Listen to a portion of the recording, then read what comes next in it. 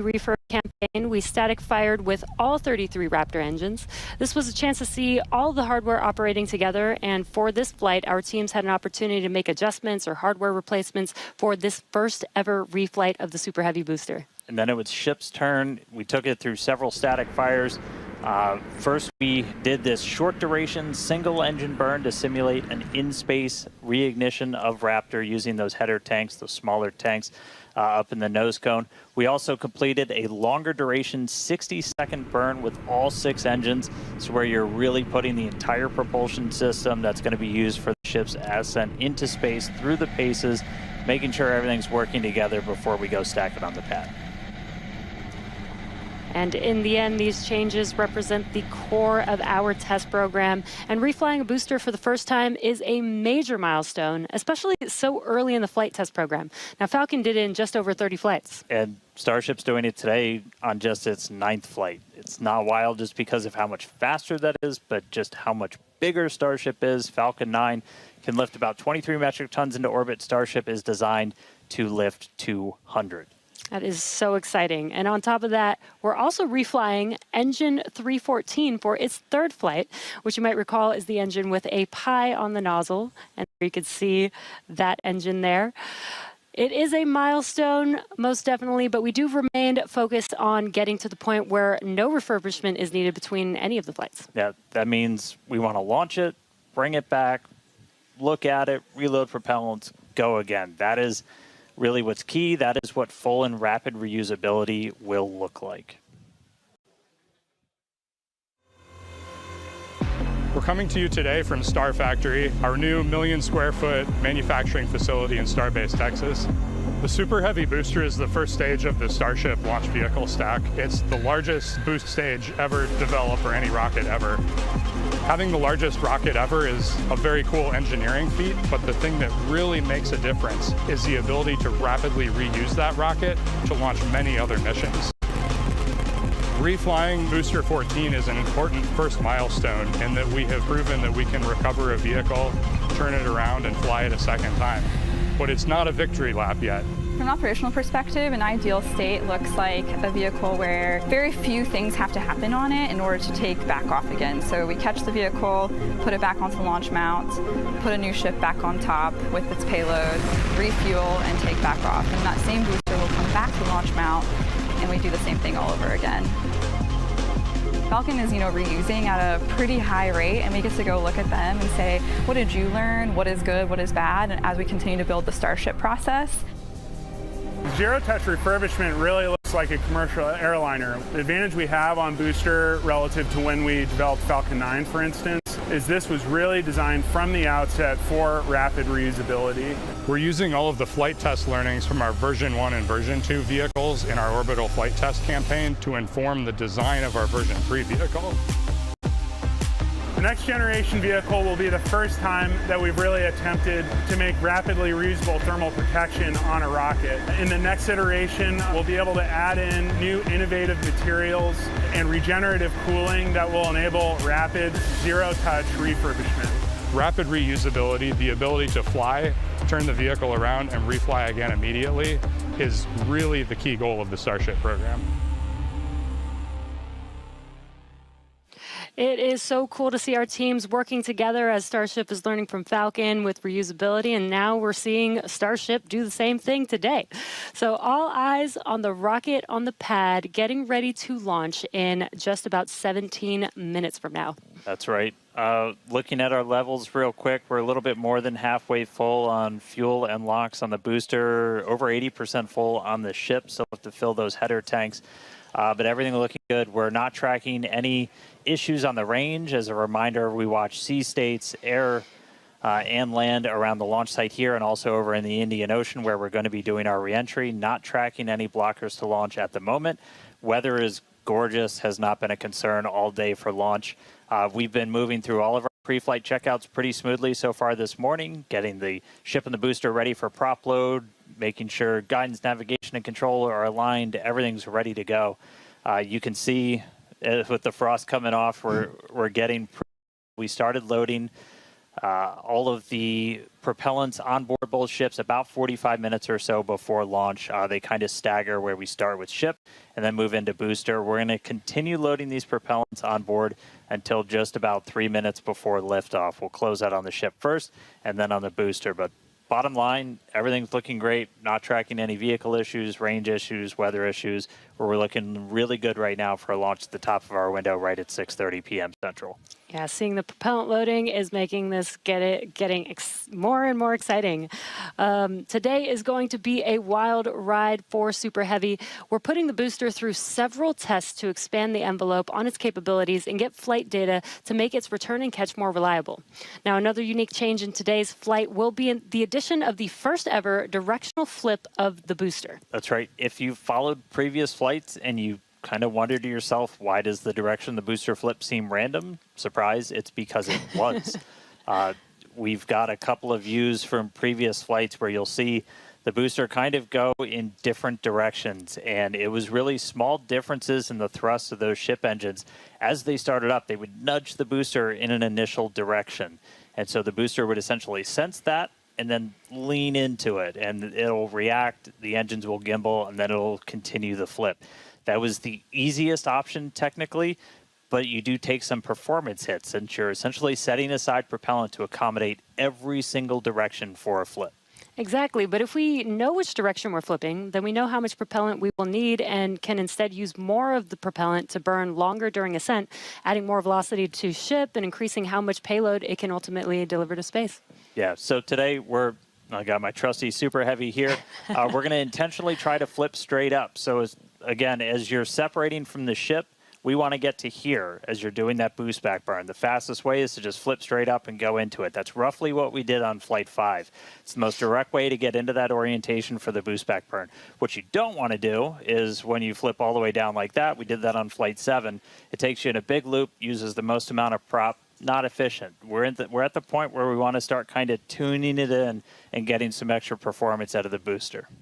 Yeah, exactly. That's called optimization. That's right. To accomplish this, we made some changes to the hot stage adapter, welding reinforced panels over the vents in the direction that we want the booster to go. So when the ship engines ignite, the thrust will push against the blocked vents, which means that the nudge will be in the direction that we planned for. And then when we go to the next generation of ship and booster, we plan to control the flip direction by fine-tuning the engine startup sequence on the ship. Yeah, that's not the only flight experiment that we have planned for the booster today. We're not attempting a catch, so we're going to try and gather additional data that's going to improve performance on future boosters. We're also going to try and see how resilient we are to things like losing an engine during the landing burn. By sending the booster out to sea, we're able to do these higher risk tests without risking the launch pad. As you might have heard earlier, we're going to be doing what's called a higher angle of attack. Basically, instead of coming straight down, we're going to tilt up a little bit. That gets you more drag on the booster. You're able to use just aerodynamic forces to slow you down. The slower you're going at the start of that landing burn, the less propellant you need, because really you're just focused on slowing down as much as humanly possible when you fire that up. So by already going a little bit slower, we'll get some benefits to our performance and our reliability on those burns. Yeah, exactly. And there's definite uncertainty in how well the booster's grid fins and structure will be able to control its flight when we get into higher angles. So don't be surprised if it isn't a smooth descent for the booster down to its splashdown point today. The most important objective of this portion of the test will be getting actual flight data to help anchor our models. Now, we're hoping to fly the next generation of Super Heavy boosters at even higher angles of attack. So this test today will give us a better idea of what is feasible. Now, on top of all of this, we're going to see how resilient Super Heavy is to engine failures at the most critical times. Yeah, we're going to intentionally disable one of those 3 center engines and instead use an engine from the middle ring that's kind of right behind it. Those center engines are what we nominally use at the very last part of a landing burn. You're just kind of fine-tuning the booster's path into those waiting chopstick arms. This is going to act as a real-world simulation of a pretty scary situation where engines are not starting at probably the worst possible time, but we're going to do this without risking the pad. And then, at the very end of the landing burn, we're going to cut one more engine off and go down to only those 2 center engines. The burn is going to end while Super Heavy is still several hundred feet above the Gulf, so we expect it to make a pretty hard splashdown today. So, in all, pretty eventful day for the booster. And as many of you may know, water landings are actually uncommon for SpaceX. While other launch providers expend all of their boosters after flight, we land and reuse most of ours. All of these tests are going to help us improve future generations of Super Heavy until we reach its fundamental design, a fully and rapidly reusable and reliable rocket. All right, let's check back in with Chris in Hawthorne. How's it going, Chris? Hey, Jesse, my colleagues here in Hawthorne definitely agree with you. We can't wait to see the Super Heavy perform its second flight and see all of the work from our thousands of engineers and technicians in action today. Now, while this reuse milestone is incredibly important for Starship's development, Super Heavy boosters are not the only vehicles that we reuse here at SpaceX. We're big on reuse, and our Dragon fleet is another example of that reuse. And we actually control those Dragon missions from right here in Hawthorne in the mission control room that we talked about a little bit earlier. For Dragon and our human spaceflight program, this month also marks a big milestone for SpaceX, our 5-year anniversary of human spaceflight. Now, NASA astronauts Bob Behnken and Doug Hurley got us started back on Demo 2, which was notable for being the first time since the retirement of the shuttle program in 2011 that people launched to orbit from U.S. soil. Now, in those 5 years, we have launched 17 human spaceflight missions, 11 for NASA, and 6 commercial missions, including Polaris Dawn, with our first commercial spacewalk in history, and From 2 earlier this year, which became the first human spaceflight mission ever to explore Earth's polar regions. We've flown a total of 66 crew in those 5 years, and we are expecting that number to grow significantly in the coming years. Now, most recently on our From 2 mission, the crew offered unique glimpses into the orbital spaceflight experience. And this was honestly just so cool to see. Thank you to our Starlink teams for making everything with the From crew shared possible.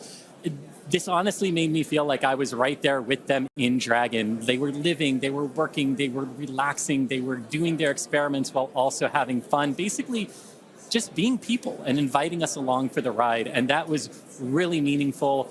Being invited up there really showed how these are just the early days on the road to making life multiplanetary. And the vehicle that's going to make all of that happen is Starship. And Dan and Jesse, I don't know about you, but that is definitely a future I have wanted since I was a little kid, and I cannot wait to see us make it a reality. Yeah, right there with you, Chris. It's the fact that we're getting close to that being reality, that the vehicle that's going to go is sitting on the pad right there. Like, that's endlessly exciting. All of that's going to include sending humans, all of the infrastructure for a permanent presence on Mars. And we're looking ahead to sending the very first Starships to Mars as early as next year. Yeah, this will help prove that we can actually get to Mars with a focus on learning as much as possible while demonstrating what will be needed for Mars transit and landing. But before we can make life multiplanetary, we have to build the Starships that will make this all possible. That's right. And that's happening right here, Starbase, Texas, the gateway to Mars. This is where we're soon going to be launching up to 25 Starship launches per year from here at Starbase. And the place is changing every single day. We've grown quite a bit just in the last couple of years. There's a couple hundred employees, their families living amongst actual rockets. We're in the process of expanding production and integration. We've got a target of 1,000 Starships a year we're going to try to hit. And recently, we did become a city of our own. We're the first city in Cameron County in 30 years. And that's just going to help us scale more quickly, try to build out the best community possible for all the people that are building the future of humanity's place in space. Starbase, pretty easily one of the most inspiring, exciting, unique places to live and work on the planet. As usual, shameless plug, we're always hiring. Come help us build the gateway to Mars. Visit SpaceX.com/careers. You can see all of our openings. And this is my first time in Starbase. And Dan, the Star Factory is a manufacturing engineer's dream. To be able to build a factory like this at such a large scale with such a large scale vehicle is so wild to me. And though I'm just visiting, Chris is hanging out right where I call home base. So let's check back in with Chris in Hawthorne. Thanks, Jesse. Yeah, everything here in Hawthorne is looking good. The crowd is gathered, really excited to watch the hard work of all of their colleagues come to fruition here for Starship on its 9th flight test. Not tracking any issues. We are excited to watch Starship do its thing today, make it halfway around the world, and test a lot of those critical in-space maneuvers and operations that will be vital for the program's continued operation. So Dan and Jesse, we can't wait for liftoff. Let's have a good flight today. Thanks, Chris. Now, if you're just now joining us, where have you been? But we're glad that you're joining us now. We are at T-minus just under 6 minutes until liftoff of the 9th Starship test flight. So far, the range is looking good. All the airspace and trajectory area that we are going to be launching through is looking good for our test flight today. Weather has been great. It was a little rainy and windy this morning, but it cleared up. It looks beautiful here in Starbase, and propellant loading continues on both stages. All right, yeah, it is continuing. We're a little over 90% full on our booster. We are pretty much full in the main tanks on ship, filling up those header tanks. We're going to continue loading prop for about 2 more minutes. Once we're done with that, you've got just under 11 million pounds of liquid propellant spread across those 2 stages. After we get through all of that prop load, our stage 0 will get ready. The ground systems will go through pushbacks, clearing all of those fluid feed lines back to the propellant farm, getting ready for launch. We did just see they did a flap wiggle check, so the final flap check on the ship. We're doing final alignments of the guidance, navigation, and control system, our thrust vector control, essentially our steering, checkouts of the flight safety system. So everything progressing right now.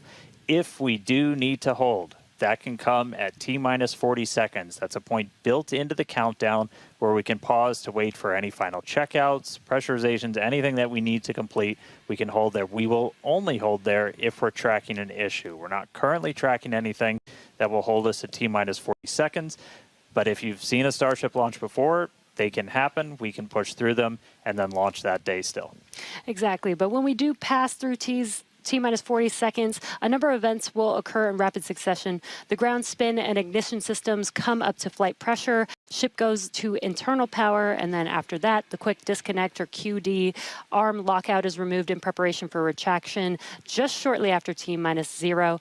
And once we pass T-minus 40 seconds, we do still have the ability to recycle the count under certain conditions back to T-minus 40 seconds, and then hold there to assess what happened and see if we can proceed again back down to T0. Yeah, there are a couple of things, kind of gates in that timeline that if we pass through that and we hit a hold, we'd have to scrub for the day. One pretty visual one will be if the water starts flowing for that deflector system that's underneath the launch mount. That happens right at around T-minus 10 seconds. For flowing water, we can't turn it off after it starts, and if we hit a hold, we're scrubbed for the day. We would need to refill those water tanks. We would also, at that point, need to refill all of the propellant tanks, as 11 million pounds of propellant is a whole lot. We can typically do that in about 24 hours, so we can always turn around to try again tomorrow. But we are coming up on 3 minutes away from liftoff. We should be hearing that we're closed out of prop load on the ship at this point. Booster coming up shortly. And wow, the weather just looks amazing there with Starship on the launch pad. Just about 2 minutes and 45 seconds from T0 with a lot of objectives for today. The booster, the Super Heavy booster flying today, will be flying for its 2nd time. Last flight was on Flight 7 and just turned around in 2 flights, which is pretty incredible. I'm super excited to see that booster fly again. All right, we did just hear we are going to hold at T-minus 40 seconds. So we'll pass along some more information once we hear that reason. But again, that's not the end of the day. We can hold at T-minus 40 seconds for quite a few minutes. We eventually have to start looking at our temperature of all of our propellant on board. That's usually what drives us to, if we've held too long, we have to stand down for the day. So we are expecting a hold at T-minus 40 seconds. Sounds like we're going to be doing some additional checkouts on the booster Raptor while we're at the T-minus 40 second mark. So we will expect to see the clock pause at T-minus 40. And then again, we've got a couple of minutes. They can work through the issues. If we're able to clear them, we can still launch today. If it's something that we can't, we can always stand down, turn around, recycle, fly again tomorrow. Again, that's really important. This is what terminal count is exactly for, is to be checking the vehicle, monitoring the vehicle systems as it makes its way down to T0. And again, this gives us the ability to catch anything and be able to hold, as Dan has been saying, and recycle if we need to, or pause so that we can work through those issues and see if it's something that we need to stand down for. And as Dan mentioned, we will be holding at T-minus 40 seconds, so in about 20 seconds from now.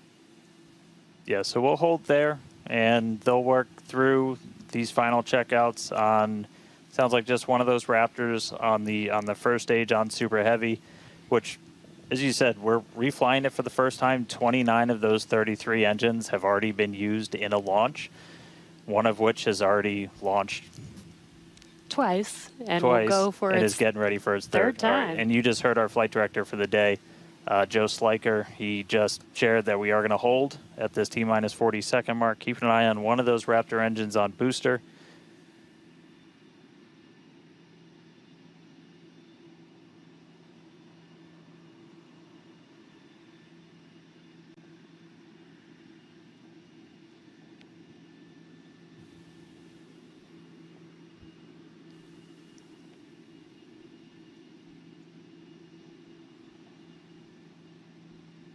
And if you're just now jumping in, we are holding still at T-minus 40 seconds.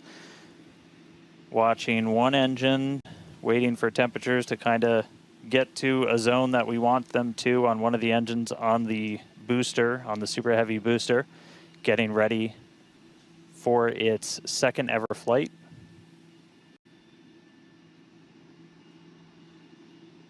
We'll just continue to hold. Again, we can hang out here for several minutes. We held for a while on the first attempt last time and then cleared it, and then we triggered a different issue on the ground side. But again, this is exactly what it's for. This gives us the best chances at success. And the clock is rolling. There we go. All right. T-minus 30. Let's listen in.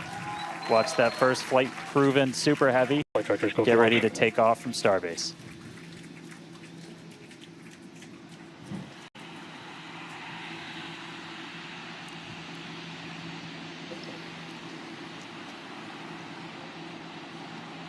T-minus 1, hit hold.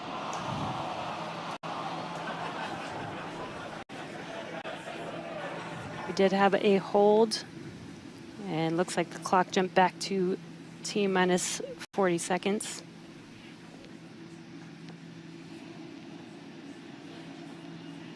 All right, so yep, we jumped out. I did not see the deflector go off. So hopefully we were right at around that T-minus 10 second mark. And if we were before that T-minus 10 second mark, we do have the ability to recycle, as we mentioned earlier, back to T-minus 40 seconds. So it looked like this time it was a ground side issue. We're taking a look at this real quick. So again, we're back at T-minus 40. We're gonna hold for a little bit. We are still not scrubbed for the day. Give them a couple of minutes to work through this. Again, we can hang out at T-minus 40 for several minutes. Eventually, we start looking at your bulk temperatures and all of your propellant on board the vehicle. We're not actively replenishing the propellant on board Super Heavy and Starship, and so you don't have essentially forever to hang out before things start to warm up. And you do want to make sure your temperature's in a really stable range for a healthy startup on Raptor engines. So they're going to work through this issue. We can continue to hold here for a couple of minutes. What's launch without a little extra added excitement?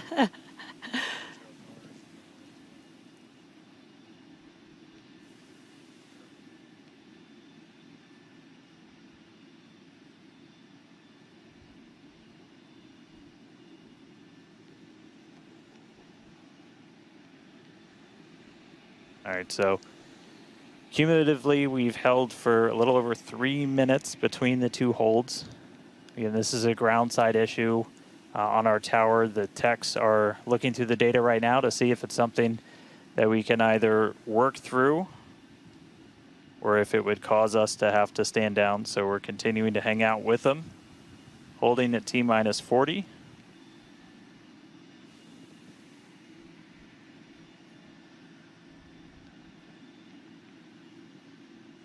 If you're just joining us, we did initially hold at T-minus 40 seconds. We continued the count, but recycled before we got to T-minus 10 seconds. And so we're back at a hold at T-minus 40 seconds. Waiting for more information. The team is checking out to see if we can continue today.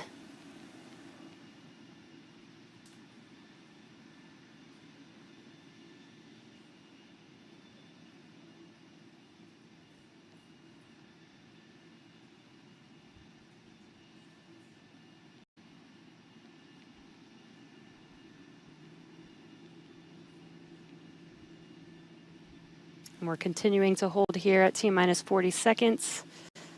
We've been holding for just about 5 minutes now as the teams evaluate if we can continue to T0 for Flight 9.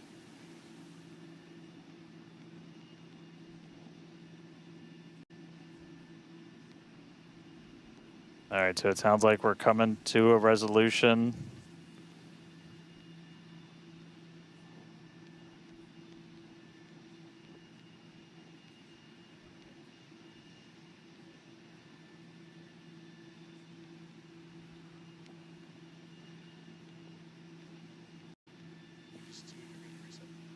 All right, so we are getting to a resolution. We're going to reset everything.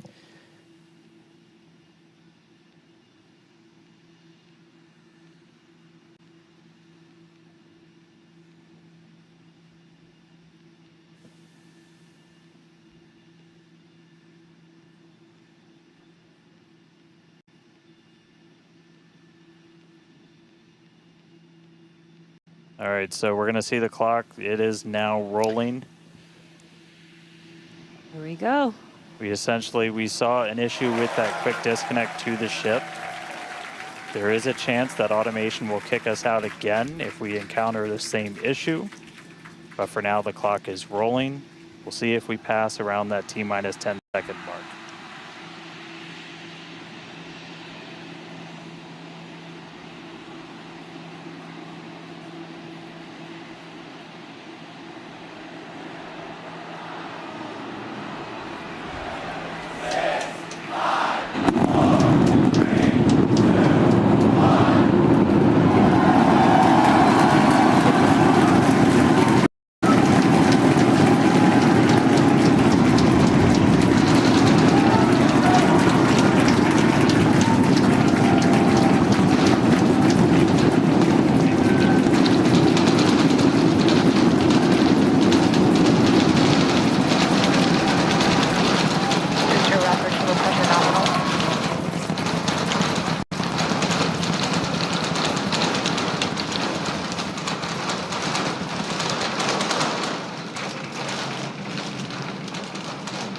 T plus 40 seconds, it's one hell of a sight from here. We see it arcing right over top of us. We see 33 out of 33 Raptor engines lit on Super Heavy as it starts to ascend skyward.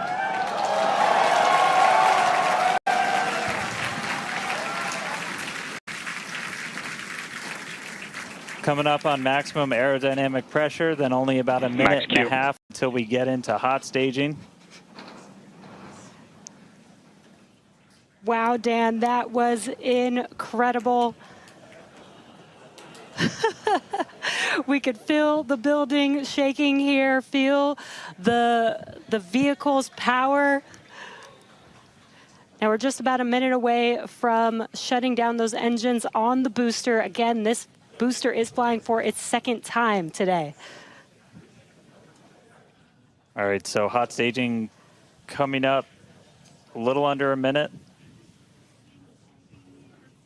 We're going to see all but the 3 center engines turn off on the booster. So our version of MECO, most engines cut off.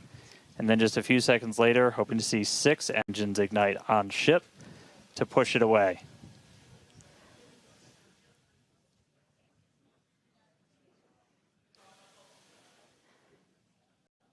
All right, hot staging, about 30 seconds.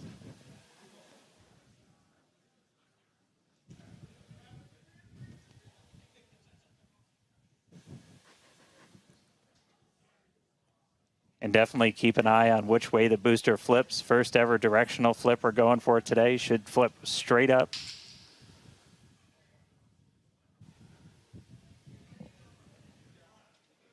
See those engines powering down? Booster engine cutoff.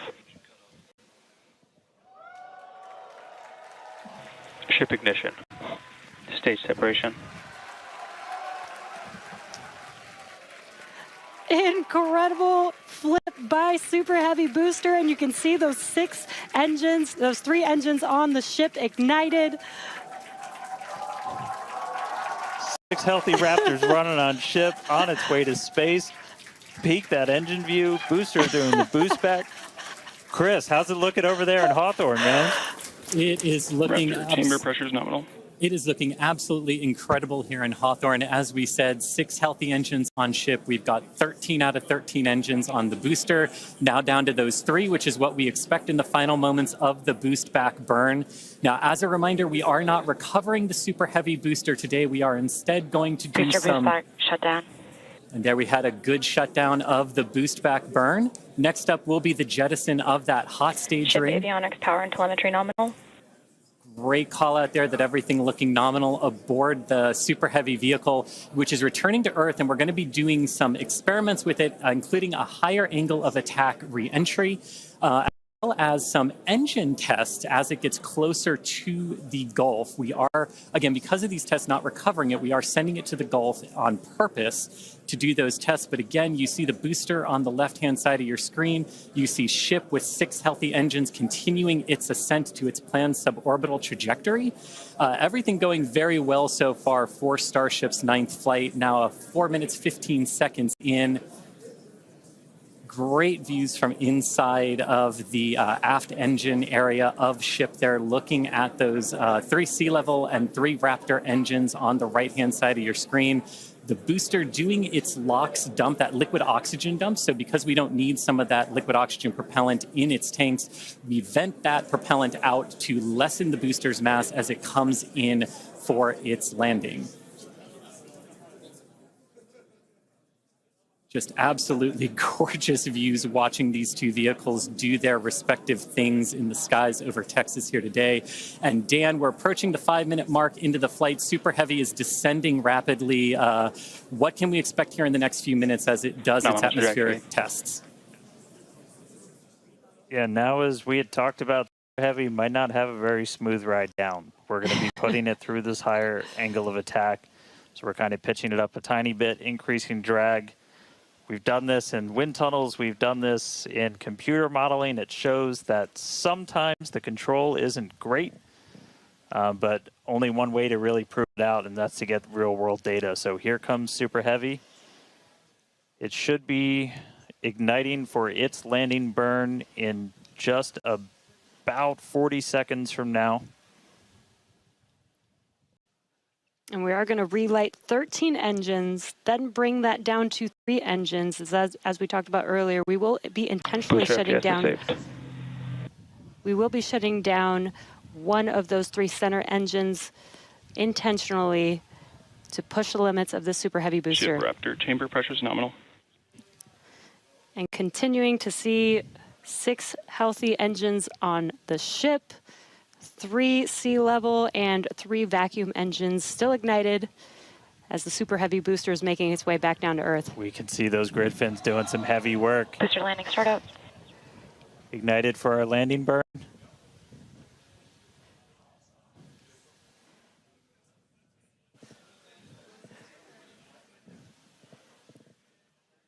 It may have ended with that landing burn. Does look like we lost telemetry from the booster once we started into that landing burn. Did you hear confirmation that the booster did demise? So the booster's flight ending before it was able to get through landing burn, but again, we are not bringing that back. We were expecting it to make a hard splashdown in the Gulf. We were getting live data back the entire time through that high angle of attack flight, so that was something that was really vital for us to get during this reuse. First free flight of booster in the books. All right, ship has about 2 minutes left. Yeah, in about 2 minutes, we expect all 6 Raptor engines to shut down. That will be SECO, basically second engine or second stage engine shut off. And these are some incredible views, Dan, from the aft end of the ship, watching as the engines stay ignited with the Earth in the background. As always, the Starship avionics team, the techs. I think we just heard the booster. But all right, we got about a minute left into this burn. All eyes definitely on ship as we get through the final stages into its ascent. We're expecting it to start to cut those engines off in about 45 seconds.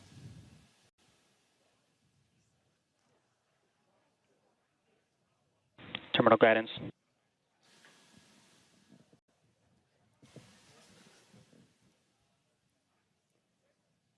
All right, just about 30 seconds to go. We're in terminal guidance in the final stages of this ascent burn. We did see shutdown of the Raptor engines. We do stagger these, so we do the Raptors first. Those 3 have shut down successfully. Sea levels still running. Ship engine cut off.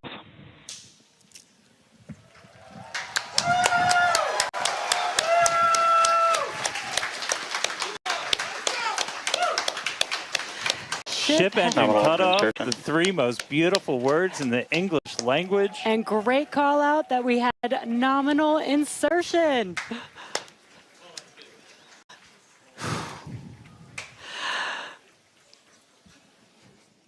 An incredible flight test so far today.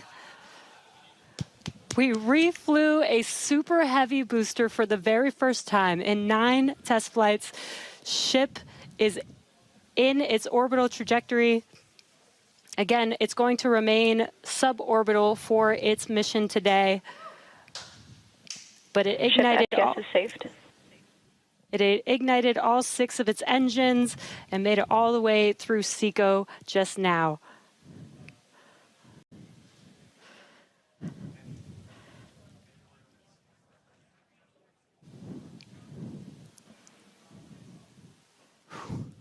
What a moment. Incredible. All right, but I mean, that's still lots to come for the rest of this flight. Per usual, I need to collect myself. Hey, Chris, how's it going over there in Hawthorne, man? How's everybody doing? I think the elation and the excitement and the happiness at what we just saw achieved carried through across all of our sites.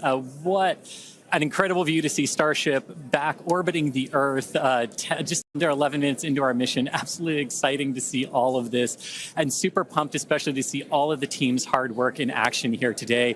As guaranteed, it has been an exciting evening so far for Starship's 9th test flight. We lifted off a little bit after 6:30 p.m. after a couple of holds that were triggered at the T-minus 40-second mark, but we were able to clear those, 1 on the Raptor, 1 on the tower, and we were able to lift off successfully from Starbase. 33 out of 33 Raptor engines lit on the Super Heavy, all 6 engines lit on ship, bringing it to its planned suborbital trajectory around Earth. But as Dan said, we've got a lot still coming up in our flight sequence. So coming up at about T plus 18 minutes, 26 seconds, we'll have the first deployment of simulated Starlink satellites planned from Starship.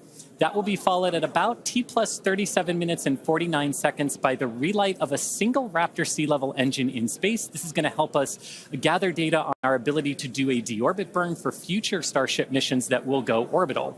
And then, of course, one of the biggest tests yet to come is the new heat shield modifications to Starship. And that'll start with reentry into Earth's atmosphere at about the T plus 45 minute mark, which should take about 16, 18 minutes to complete. And now today's reentry is going to test that heat shield like we said, specifically how Starship will hold up to 100 missing heat shield tiles on its thermal protection system. Now, we purposely took those 100 tiles off over very critical areas of the vehicle to be able to safely test on a flight like this suborbital trajectory into the Indian Ocean what might happen on an operational flight in those areas if we were to lose the primary heat shield tile over Starship. So very critical test coming up. And then after that, we'll have the final descent where we will again be pushing Starship to its limits. We definitely pushed the booster to its limits today to gather data, and we're going to be doing the exact same thing on that ship, seeing how the ship handles various flight conditions that we will need it to fly in as we look to one day soon bring ships back to Starbase for catch and reuse. Now, while there are payload simulators on Starship for deployment today, as we will see in a few minutes, the primary data and the primary payload for today is the data. And today, just like with Starship's previous test flights, that data is coming to us courtesy of our Starlink network. In fact, it is from Starlink that you are seeing these wonderful views of ship in space right now. So, and I can't wait to see Starlink really provide those epic views and that data transmission during reentry, which is very, very critical to getting that data during reentry. So, Dan and Jesse, it's been an exciting day so far. There's more to come. As we get ready for Starship's first ever payload deploy, what can we expect next here in the next few minutes? Thanks, Chris. Just going to reiterate, thank you to the Starlink team for these incredible views today. In a few minutes, Starship will deploy 8 Starlink simulators, similar in size to our next generation Starlink satellites. The Starlink simulators will be on the same suborbital trajectory as Starship, meaning they will passively re-enter the atmosphere, just like Starship. With tests like these, we can see how Starship's payload deploy systems work in flight while ensuring that this simulator satellites pose no safety risk to people on Earth or for other satellites in orbit. Now, this also ensures that any parts of these simulator Starlink satellites that do survive reentry splash down harmlessly in the middle of the Indian Ocean. And then before we get there, though, we're going to have to open up that payload deploy door. So we've only ever done that one time before. Pretty sure it was Flight 3. Someone on the internet, please check me. But that was the only time we ever opened it. And we've had Starlink simulators on the last 2 flights, but we haven't gotten to this moment yet where we're able to open up the payload door and start deploying these. It's going to be pretty cool. We've got them stacked inside of the Starship payload bay, and we'll have potentially a couple of views. You saw one camera pop up. Oh, there we go. Look inside of the payload bay of Starship. You can see them stacked down in the middle of your view. There's kind of 4 on either side, so they're sandwiched on top of each other, a stack of 4 right behind each other. And then we're going to pop the door open. It's on the right side of your screen, so we'll see that open up and then start firing those Starlink simulators out into space. We are expecting the payload door to open in a little over a minute from now. And then once that payload door is open, about a couple minutes later is when we will start dispensing those Starlink simulators. What a great right view. At the bottom of the stack. So should be able to see them kind of firing out from right there. So really cool. And eventually these are going to carry dozens of the next generation of Starlink satellite into space, and those are going to enable some truly insane things in terms of speeds from space and what we're able to do. Starlink's been really great for Starship, obviously. Getting live video back is really cool, but just the amount of high-speed telemetry, everything we're able to get back is insane. And for a development program, that's kind of everything. We're in excess of 100 130 or 160. My numbers are fuzzy right now, just like my brain is, but well in excess of 100 megabits per second of downlink, and a lot of that gets eaten up by video. We've got dozens of cameras across. We added several more for this flight. You saw a couple of those as we have essentially 360 degrees. Oop. Open the pod bay door, Hal.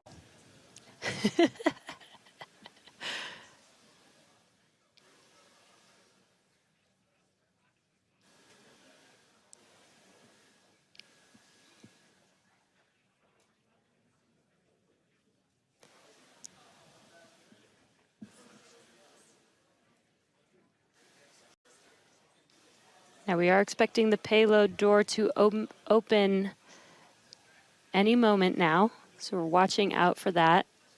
Again, you're looking at the inside of Starship as it's suborbital.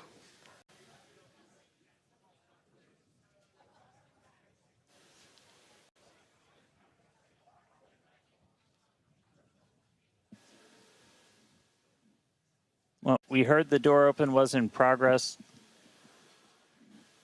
It was unable to actuate all the way open, so they are going to close it back up. Hal told me no. He said, I'm sorry, Dan.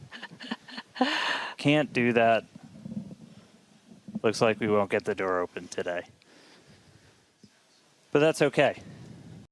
This is obviously a test we want to be able to do before we're deploying full-on Starlinks.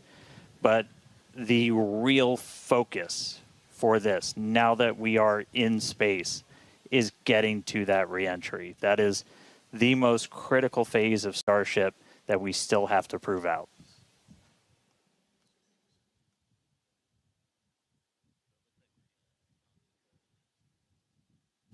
All right, well, so it does look like we're not going to be able to deploy Starlinks today, but we should have pretty frequent views from Starship. They might cut in and out every once in a while, but should be pretty regular. We are in darkness right now, so might be a lot of black, but the cool part is when we get to reentry, it's going to be daytime. Yes, and we did that on purpose so that we can get some live daytime views as ship is returning back to Earth. All right, so we are going to take a break. Enjoy these views as we get them. Enjoy the tunes. We'll be back in a couple of minutes when we get ready to relight one of those Raptor engines on orbit. See you soon.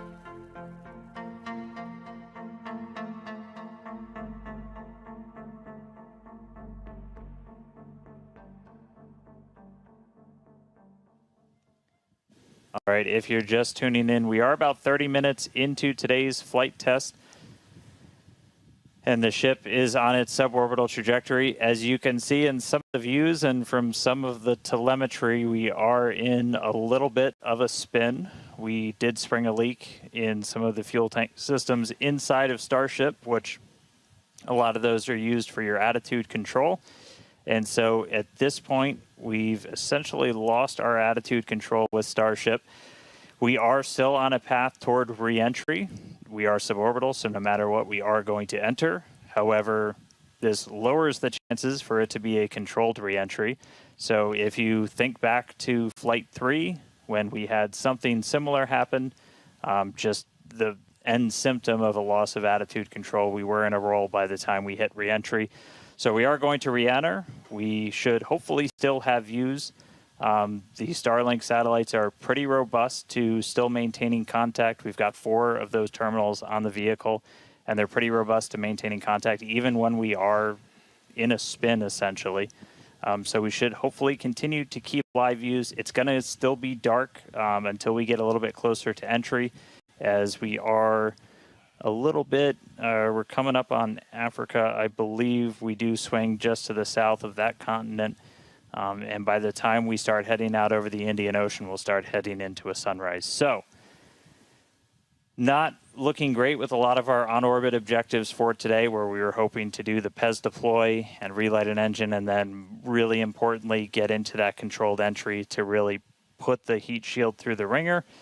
Nonetheless, Starship marching forward towards that reentry over the Indian Ocean, so we'll continue to hang with it and give you any updates as things continue to change.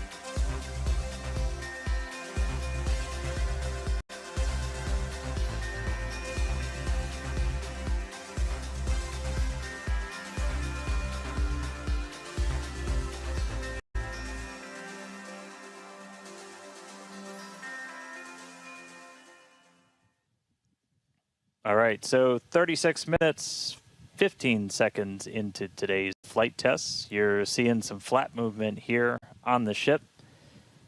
If you've been following along, we have essentially lost attitude control on the ship at this point. It is suborbital, so it's still headed to the exact same trajectory as before. We were not able to get that payload door open and deploy those nose cones. We've been dealing with some leaks on the ship. This is also what led to that loss of attitude control. So at this point, we are kind of in a spin, and we are also going to be skipping that Raptor relight. If you've followed through the history of Starship, something similar happened, different cause, but same symptom back on Flight 3, where we weren't able to maintain attitude control in orbit. And so we're going to skip the relight of that Raptor engine while we're in space.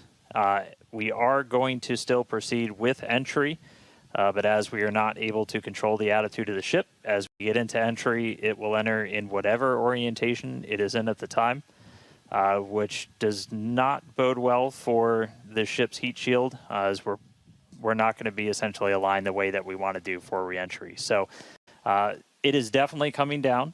It is definitely heading to the Indian Ocean, but our chances of making it all the way down are pretty slim. So we'll still get as much data as we can. We're still getting live telemetry, live views from Starlink the entire time, and we'll continue to stick with ship as it continues on. We are about 10 minutes away or so until we start getting into entry, and the light will start to pick up as we cross the Indian Ocean, and we'll start to see a little bit more daylight, and we'll, as always, as long as we maintain that comm link, get some plasma on the way in and start to bring the Starship back through the Earth's atmosphere. So that coming up in about 10 minutes or so. So we'll check back in with everybody in a little bit.